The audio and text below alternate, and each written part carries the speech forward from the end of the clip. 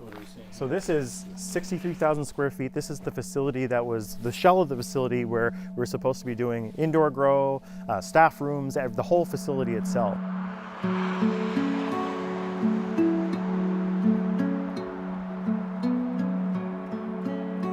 This half-finished building along a back road represents what could have been an almost 6,000 square meter cannabis production plant growing safe, legal cannabis and employing 20 local workers.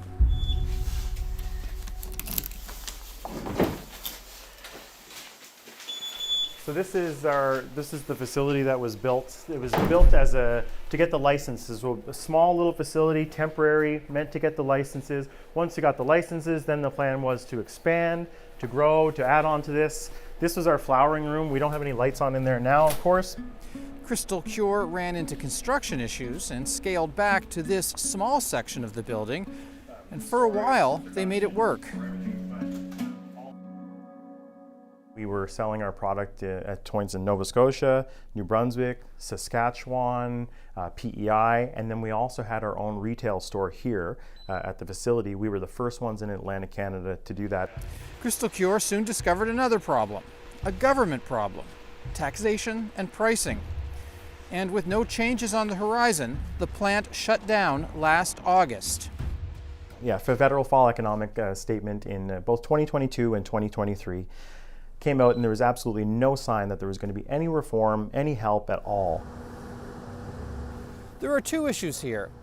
One is the excise tax charged to producers, also known as a sin tax. It's $1 a gram, and it adds up really fast.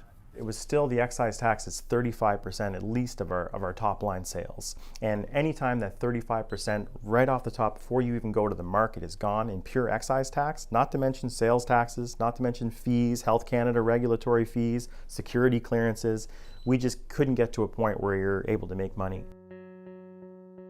It's not just Wilson saying this. Last year, the House of Commons Finance Committee called for adjustments to the excise tax, which gives provinces 75% of cannabis revenue.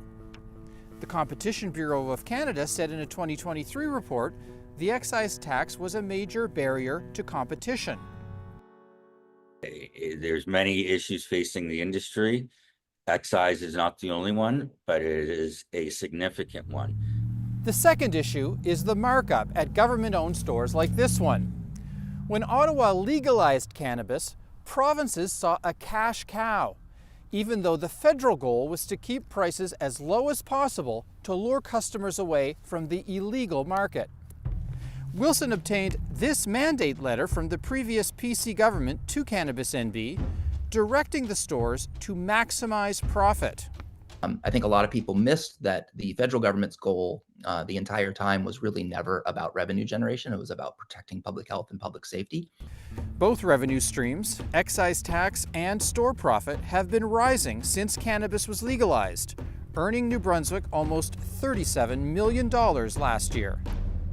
That ultimately adds to the end price that a consumer is paying.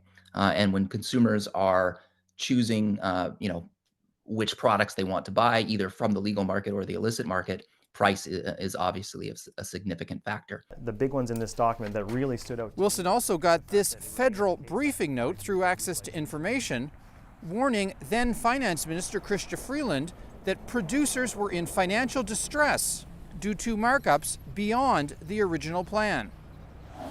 We asked the Federal Finance Department whether it's going to do anything about the problems it identified in its own briefing note.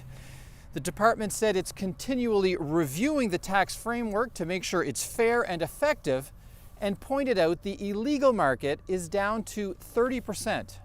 If you're 6 years in and we still have an illicit market that has 30% penetration or more, because we don't know exactly how deep it is, that's unacceptable, completely unacceptable. Wilson says Ottawa and the provinces should agree to either get rid of the provincial excise tax or reduce the markups.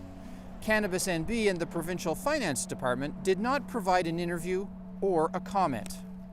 But I know that there was a lost opportunity here and across the country for many producers. And my big thing is now I struggle with the fact, not about our individual business, I struggle with the fact that we have a struggling economy, that we're talking about crime and public health, and you have an industry already there, ready, willing, and able to help.